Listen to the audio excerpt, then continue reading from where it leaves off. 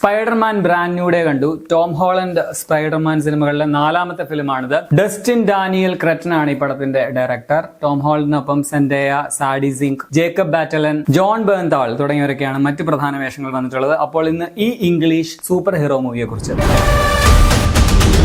Spiderman no way ഹോമിലെ സംഭവങ്ങൾക്ക് ശേഷം ഏകദേശം 4 വർഷം കഴിഞ്ഞിട്ടുള്ള കാര്യങ്ങളാണ് ഈ പടത്തിൽ കാണിക്കുന്നത്. 4 വർഷം എന്ന് പറഞ്ഞു, പക്ഷേ ഇടയ്ക്ക് ഇതില് നമ്മുടെ ആന്റി മെയ് മരിച്ചത് 2024 എന്ന് കാണിച്ച പോലെ എനിക്ക് തോന്നി. ചെറിയൊരു കൺഫ്യൂഷൻ. പടം എങ്ങനെയാണെന്ന് ചോദിച്ചാൽ എനിക്ക് പേഴ്സണലി പടം നന്നായിട്ട് ഇഷ്ടപ്പെട്ടു. ഈ വർഷത്തെ one of the best theatre experience സമ്മാനിച്ച ഒരു സിനിമ കൂടിയായിരുന്നത്. മിക്കവരും പ്രഡിക്ട് ചെയ്ത കഥയൊന്നും ആയിരുന്നില്ല ഇതിലുണ്ടായിരുന്നത്. ഡിഫറെന്റ് ആയിരുന്നു. കുറച്ചുകൂടി ഗ്രൗണ്ടഡ് ആൻഡ് ഇന്റിമേറ്റ് ആയിട്ടുള്ള ഒരു സ്പൈഡർമാനാണ് നമുക്ക് ഈ പടത്തിൽ കാണാൻ പറ്റുക. കുറച്ചുകൂടി ഇമോഷണൽ ആണ് എന്ന് വേണമെങ്കിൽ പറയാം. എനിക്ക് പേഴ്സണലി ഏറ്റവും ഇഷ്ടമുള്ള സൂപ്പർ ഹീറോ കഥാപാത്രങ്ങളൊന്നും ആണ് സ്പൈഡർമാൻ. അതും ടോബി മഗ്വയർ ചെയ്തിട്ടുള്ള സ്പൈഡർമാൻ. ഇതില് എനിക്ക് ടോം ഹോളണ്ടിന്റെ സ്പൈഡർമാൻ കഥാപാത്രത്തോട് കുറച്ച് കൂടുതൽ അറ്റാച്ച്മെന്റ് ആൻഡ് ഇഷ്ടമൊക്കെ തോന്നി. പടം ഒട്ടും ബോറടിപ്പിക്കില്ല. സമയം പോകുന്നത് തന്നെ അറിയത്തില്ല. വളരെ എൻഗേജിംഗ് ആയിട്ട് തന്നെ മുമ്പോട്ട് പോകുന്നുണ്ട്. ഇടയ്ക്കിടയ്ക്ക് കുറച്ച് നല്ല ഹൈ മൊമെന്റ്സും സിനിമ സമ്മാനിച്ചായിരുന്നു. അതുപോലെ ക്ലൈമാക്സ് ഫൈറ്റ് ഒക്കെ വളരെ ഇൻട്രസ്റ്റിംഗ് ആയിരുന്നു. അടുത്തിടെ കണ്ട MCU പടങ്ങളിൽ എനിക്ക് പേഴ്സണലി കൂടുതൽ ഇഷ്ടപ്പെട്ട സിനിമയും ഇത് തന്നെയാണ്. MCU ഫിലിംസ് ആൻഡ് ക്യാരക്ടേഴ്സിനെ കുറിച്ചൊക്കെ ഒരു ബേസിക് ഐഡിയ ഉള്ളവർക്കും ഈ പടം നന്നായിട്ട് എൻജോയ് ചെയ്യാൻ പറ്റും എന്നുള്ളതാണ് മറ്റൊരു പോസിറ്റീവ്. അതായത് എല്ലാ സിനിമകളും സീരീസുകളും കാണണമെന്ന് നിർബന്ധമൊന്നുമില്ല. ഈ ഒരു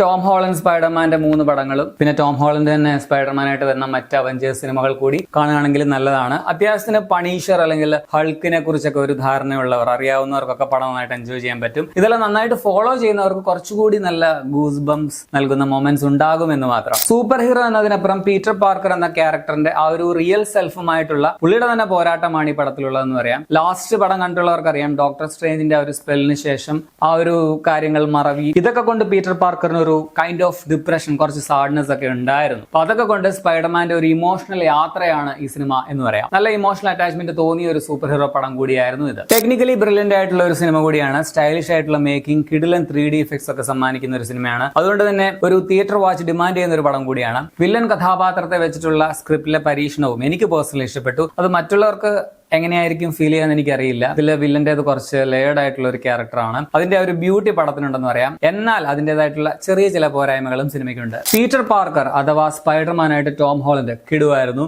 ഒരു ആക്ടർ എന്ന നിലയിലും ടോം ഹോളണ്ടിന്റെ റേഞ്ചും വളർച്ചയും സിനിമയിൽ നന്നായിട്ട് ഫീൽ ചെയ്യുന്നുണ്ടായിരുന്നു എന്നുള്ളതാണ്. ഒരു സ്ഥിരം സൂപ്പർ ഹീറോ എന്നതിനപ്പുറം കുറേയേറെ ഇമോഷൻസ് കൺവേ ചെയ്യാനുള്ള പ്രകടനത്തിന് സാധ്യതയുള്ള ഒരു കഥാപാത്രമായിരുന്നു. അത് നൈസായിട്ട് തന്നെ അവതരിപ്പിച്ചിട്ടുണ്ട്. MJ ആയിട്ട് സെൻഡേയ പടത്തിലുണ്ട്. പീറ്റർ പാർക്കറിന്റെ പ്രണയം അവൾ ില്ല എന്നുള്ള കുറച്ച് കാര്യങ്ങളൊക്കെ വെച്ച് ആ ഒരു ഇമോഷണൽ ആർക്ക് ആ ക്യാരക്ടറിനുണ്ട്. ആ രീതിയിൽ ആ ക്യാരക്ടറിന് പ്രാധാന്യമുണ്ട്. പക്ഷെ ഒരു വലിയ പെർഫോമൻസിനുള്ള സാധ്യത ഉള്ളതായിട്ട് തോന്നിയില്ല. ഇപ്പോ സ്പൈഡർമാൻ നോ വേ ഹോം, അതിനു മുമ്പുള്ള സിനിമ, അതൊക്കെ വെച്ച് നോക്കുമ്പോൾ അത്രയ്ക്ക് പ്രാധാന്യം സെൻഡയുടെ ക്യാരക്ടറിന് ഇല്ലാത്ത പോലെ തോന്നി. ജേക്കബ് ബാറ്റലിനെ അവതരിപ്പിച്ച നെഡിന്റെ കഥാപാത്രവും ഏകദേശം ഇതുപോലെ തന്നെയാണ്. പക്ഷെ നായികയേക്കാൾ കുറച്ചുകൂടി ബെറ്റർ ആയിട്ട് എനിക്ക് തോന്നി. സെൻഡയേക്കാൾ നല്ല റോൾ ഇതിൽ സാഡി സിങ്കിനാണെന്ന് പറയാം. സ്ട്രേഞ്ചർ തിങ്സിലെ കുട്ടിയിൽ നിന്നും ഇതുപോലെ സ്ട്രോങ് ആയിട്ടുള്ള ഒരു ക്യാരക്ടർ, അതും ബിഗ് സ്ക്രീനിൽ ഇതുപോലെ വലിയൊരു ഫിലിമിൽ കിട്ടി എന്നുള്ളത് പുള്ളിക്കാരുടെ കരിയറിലെ തന്നെ വലിയൊരു ബ്രേക്ക് അല്ലെങ്കിൽ റിമാർക്ക് ആയിട്ട് മാറുമെന്ന് പ്രതീക്ഷിക്കുന്നു. കിഡുമായിട്ട് തന്നെ ചെയ്തിട്ടുണ്ട്. അതുപോലെ തന്നെ ഇതിൽ നല്ല റോൾ ഉള്ളത് പണീഷർ ആയിട്ട് വരുന്ന ജോൺ ബേൺതാളിനാണ്. പുള്ളിയുടെ ക്യാരക്ടർ സ്ക്രീനിൽ വരുമ്പോഴെല്ലാം തിയേറ്റർ നല്ല ഓളമായിരുന്നു. അതുപോലെ തന്നെ